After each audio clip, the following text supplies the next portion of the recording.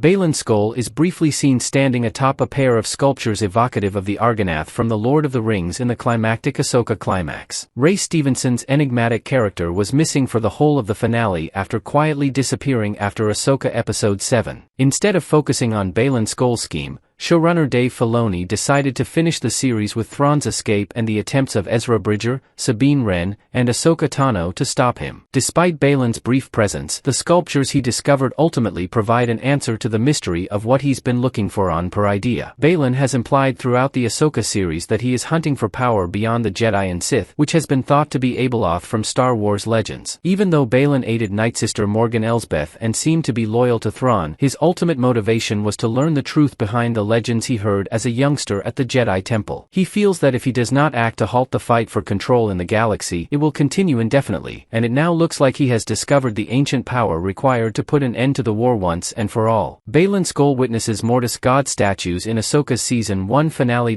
Star Wars Ahsoka Baylan Skoll Mortis God statues carvings explained. Baylan is standing atop the monument of the Father, a figure from Star Wars, The Clone Wars Season 3 who lived in the unknown region of Mortis with his offspring, the son and the daughter, in Ahsoka Episode 8. The episodes depicted Mortis as a conduit through which the totality of the Force flowed, easily the most metaphorical narrative in all of Star Wars. With the finding of the statues, it appears that Baylan has been looking for that conduit, and with it, the ability to harness and control the flow of the Force itself. While Baylan Skoll is standing atop the Father's statue, a statue of the Son can be seen to the right. The statue of the daughter, on the other hand, has been damaged and worn away. The flow of the light side of the Force in the galaxy was represented by the daughter in the Clone Wars. While it may appear to be a coincidence, her statue's disappearance says something about the situation of the light side in the galaxy under Ahsoka's reign. Following Order 66 and the destruction of the Jedi Temple, there are relatively few Jedi remaining to cultivate the light side of the Force. Star Wars Mortis God's History, Arc de Triomphe. Star Wars The Clone Wars. The son symbolized the dark side of the Force, while the daughter represented the light side. Meanwhile, the father served as a check between the two, ensuring that no one surpassed the other. Anakin Skywalker, Ahsoka Tano, and Obi-Wan Kenobi were sent to the bizarre world of Mortis during the Clone Wars. While there, the son sought to prematurely entice Anakin to the dark side, while the father hoped for Anakin to take on the job of maintaining the Force's balance. The daughter was inadvertently killed in the Mortis arc by the son, who stabbed her with the dagger of Mortis. Her death symbolized the demise of the Jedi and the development of the dark side in various ways. For a while, Palpatine ruled the galaxy unchecked, much as the son did with Mortis and the Force. However, the father killed himself in order to deprive the son of his power, thereby ending the Mortis gods long before Ahsoka. Why is Baylan Skoll being called by the Mortis gods? It's unknown which of the three Mortis gods is calling to Baylan right now. It's interesting that Ahsoka is drawn to them at all, given that they died during the Mortis storyline in the Clone Wars and shouldn't be alive considering when Ahsoka takes place in the timeline. However, considering how profoundly symbolic their presence is, it's feasible that they'll live on beyond death. The Mortis gods were inextricably linked to the Force, which explains why Baylan can still hear them calling to him. In any event, it's possible that they want Baylan to discover Mortis and take over as the next guardian of the balance. The light Baylan sees in the distance from per idea is most likely the Mortis Monastery from the Clone Wars. While Anakin, Ahsoka, and Obi-Wan may have been mentally transported to the area, Baylan appears to have discovered the monastery's true physical location. If this is the case, Baylan Skoll has uncovered the Force's own channel. What this implies for his character and how precisely he may wield the monastery's power remains to be revealed, and with Ray Stevenson's death, Filoni may find it tough to wrap off Baylan's Ahsoka plotline with Mortis in the future. Thanks for watching.